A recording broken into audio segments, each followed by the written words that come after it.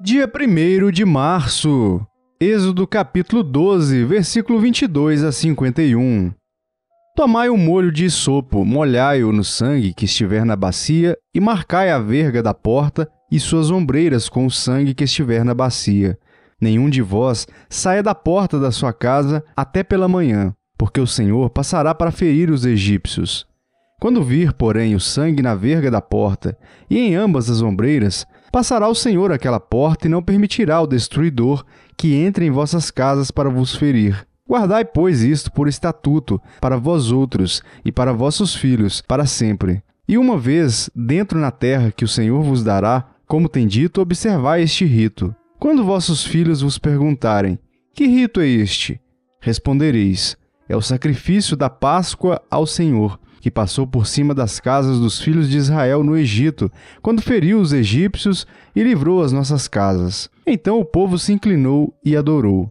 E foram os filhos de Israel e fizeram isso.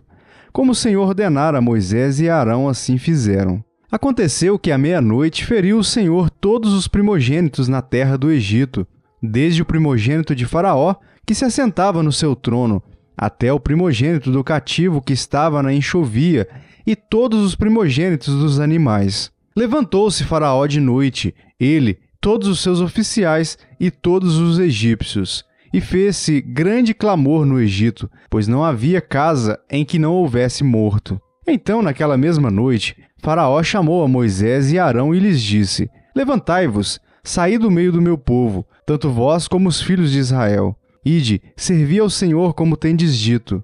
Levai também convosco vossas ovelhas e vosso gado, como tendes dito. Ide-vos embora e abençoai-me também a mim. Os egípcios apertavam com o povo, apressando-se em lançá-los fora da terra, pois diziam: todos morreremos. O povo tomou a sua massa antes que levedasse, e as suas amassadeiras atadas em trouxas com seus vestidos sobre os ombros. Fizeram, pois, os filhos de Israel conforme a palavra de Moisés, e pediram aos egípcios objetos de prata, e objetos de ouro e roupas. E o Senhor fez que seu povo encontrasse favor da parte dos egípcios, de maneira que estes lhes davam o que pediam, e despojaram os egípcios. Assim partiram os filhos de Israel de Ramsés para Sucote, cerca de 600.000 a pé, somente de homens, sem contar mulheres e crianças. Subiu também com eles um misto de gente, ovelhas, gado, muitíssimos animais. E cozeram bolos asmos da massa que levaram do Egito, pois não se tinha levedado, porque foram lançados fora do Egito. Não puderam deter-se e não haviam preparado para si provisões. Ora, o tempo que os filhos de Israel habitaram no Egito foi de 430 anos. Aconteceu que, ao cabo dos 430 anos, nesse mesmo dia, todas as hostes do Senhor saíram da terra do Egito. Esta noite se observará o Senhor, porque nela os tirou da terra do Egito. Esta é a noite do Senhor, que devem todos os filhos de Israel comemorar nas suas gerações. Disse mais o Senhor a Moisés e a Arão: Esta é a ordenança da Páscoa. Nenhum estrangeiro comerá dela. Porém, todo escravo comprado por dinheiro, depois de o teres circuncidado, comerá dela. O estrangeiro e o assalariado não comerão dela. O cordeiro há de ser comido numa só casa. Da sua carne não levareis fora da casa, nem lhe quebrareis osso nenhum. Toda a congregação de Israel o fará. Porém, se algum estrangeiro se hospedar contigo e quiser celebrar a Páscoa do Senhor, seja-lhe circuncidado todo macho. E então se chegará e a observará, e será como natural da terra, mas nenhum incircunciso comerá dela. A mesma lei haja para o natural e para o forasteiro, que peregrinar entre vós. Assim fizeram todos os filhos de Israel. Como o Senhor ordenara a Moisés e a Arão, assim fizeram. Naquele mesmo dia, tirou o Senhor os filhos de Israel do Egito, segundo as suas turmas. Lucas capítulo 15. Aproximavam-se de Jesus todos os publicanos e pecadores para o ouvir, e murmuravam os fariseus e os escribas, dizendo: Este recebe pecadores e come com eles. Então lhes propôs Jesus esta parábola: Qual dentre vós é o homem que, possuindo 100 ovelhas e perdendo uma delas, não deixa no deserto as 99 e vai em busca da que se perdeu, até encontrá-la? Achando-a, põe-na sobre os ombros, cheio de júbilo. E indo para casa, reúne os amigos e vizinhos, dizendo-lhes: alegrai-vos comigo, porque já achei a minha ovelha perdida. Digo-vos que assim haverá maior júbilo no céu por um pecador que se arrepende do que por 99 justos que não necessitam de arrependimento. Ou qual é a mulher que, tendo 10 dracmas, se perder uma, não acende a candeia, varre a casa e a procura diligentemente até encontrá-la? E, tendo-a achado, reúne as amigas e vizinhas, dizendo: alegrai-vos comigo, porque achei a dracma que eu tinha perdido. Eu vos afirmo que, de igual modo, há júbilo diante dos anjos de Deus por um pecador que se arrepende. Continuou: certo homem tinha 2 filhos. O mais moço deles disse ao pai: Pai, dai-me a parte dos bens que me cabe. E ele lhes repartiu os haveres. Passados não muitos dias, o filho mais moço, ajuntando tudo o que era seu, partiu para uma terra distante e lá dissipou todos os seus bens, vivendo dissolutamente. Depois de ter consumido tudo, sobreveio àquele país uma grande fome e ele começou a passar necessidade.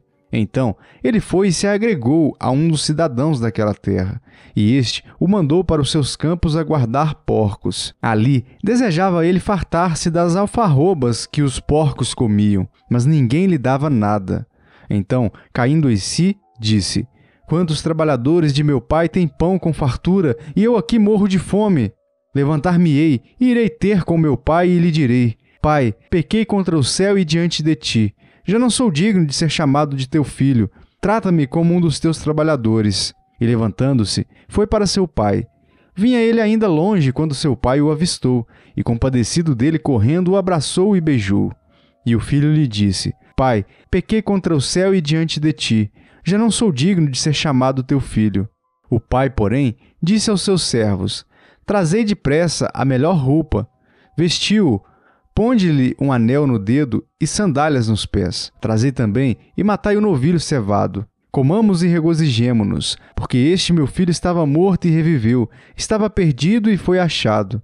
E começaram a regozijar-se. Ora, o filho mais velho estivera no campo, e quando voltava, ao aproximar-se da casa, ouviu a música e as danças. Chamou um dos criados e perguntou-lhe que era aquilo. E ele informou: veio teu irmão e teu pai mandou matar o novilho cevado porque o recuperou com saúde. Ele se indignou e não queria entrar. Saindo, porém, o pai procurava conciliá-lo. Mas ele respondeu a seu pai: há tantos anos que te sirvo, sem jamais transgredir uma ordem tua, e nunca me deste um cabrito sequer para alegrar-me com os meus amigos. Vindo, porém, esse teu filho, que desperdiçou os teus bens com meretrizes, tu mandaste matar para ele o novilho cevado. Então lhe respondeu o pai: meu filho, tu sempre estás comigo, tudo o que é meu é teu. Entretanto, era preciso que nos regozijássemos e nos alegrássemos, porque esse teu irmão estava morto e reviveu, estava perdido e foi achado. Jó capítulo 30. Mas agora se riem de mim os de menos idade do que eu, e cujos pais eu teria desdenhado de pôr ao lado dos cães do meu rebanho. De que também me serviria a força das suas mãos, homens cujo vigor já pereceu. De míngua e fome se debilitaram, roem os lugares secos, desde muito em ruínas e desolados. Apanham malvas e folhas dos arbustos e se sustentam de raízes de zimbro. Do meio dos homens são expulsos. Grita-se contra eles, como se grita atrás de um ladrão. Habitam nos desfiladeiros sombrios, nas cavernas da terra e das rochas. Bramam entre os arbustos e se ajuntam debaixo dos espinheiros. São filhos de doidos, raça infame, e da terra são escorraçados. Mas agora sou a sua canção de motejo e lhes sirvo de provérbio. Abominam-me, fogem para longe de mim, e não se abstêm de me cuspir no rosto. Porque Deus afrouxou a corda do meu arco e me oprimiu, pelo que sacudiram de si o freio perante o meu rosto. À direita se levanta uma súcia, e me empurra, e contra mim prepara o seu caminho de destruição. Arruinam a minha vereda, promovem a minha calamidade, gente para quem já não há socorro. Vêm contra mim como por uma grande brecha, e se resolvem avante entre as ruínas. Sobrevieram-me pavores, como pelo vento é varrida a minha honra. Como nuvem passou a minha felicidade. Agora dentro de mim se me derrama a alma. Os dias da aflição se apoderaram de mim. A noite vem, verruma os ossos e os desloca, e não descansa o mal que me rói. Pela grande violência do meu mal está desfigurada a minha veste, mal que me cinge como a gola da minha túnica. Deus, tu me lançaste na lama e me tornei semelhante ao pó e à cinza. Clamo a ti e não me respondes. Estou em pé, mas apenas olhas para mim. Tu foste cruel comigo.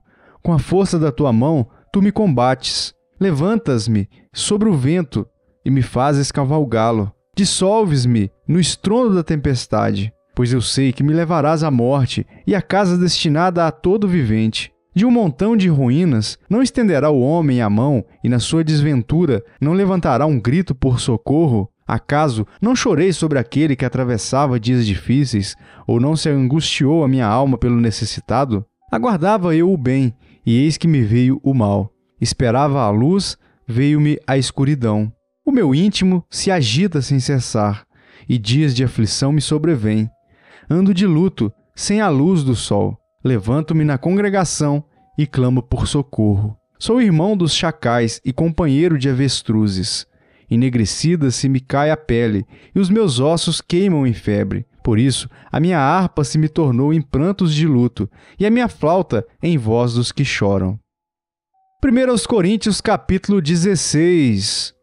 Quanto à coleta para os santos, fazei vós também como ordenei às igrejas da Galácia. No primeiro dia da semana, cada um de vós ponha de parte em casa conforme a sua prosperidade, e vá juntando, para que se não façam coletas quando eu for. E quando tiver chegado, enviarei com cartas para levarem as vossas dádivas a Jerusalém, aqueles que aprovardes. Se convier que eu também vá, eles irão comigo. Irei ter convosco por ocasião da minha passagem pela Macedônia, porque devo percorrer a Macedônia. E bem pode ser que convosco me demore ou mesmo passe o inverno, para que me encaminheis nas viagens que eu tenha de fazer. Porque não quero agora ver-vos apenas de passagem, pois espero permanecer convosco algum tempo, se o Senhor o permitir. Ficarei, porém, em Éfeso até ao Pentecostes, porque uma porta grande e oportuna para o trabalho se me abriu, e há muitos adversários. E se Timóteo for, vede que esteja sem receio entre vós, porque trabalha na obra do Senhor, como também eu.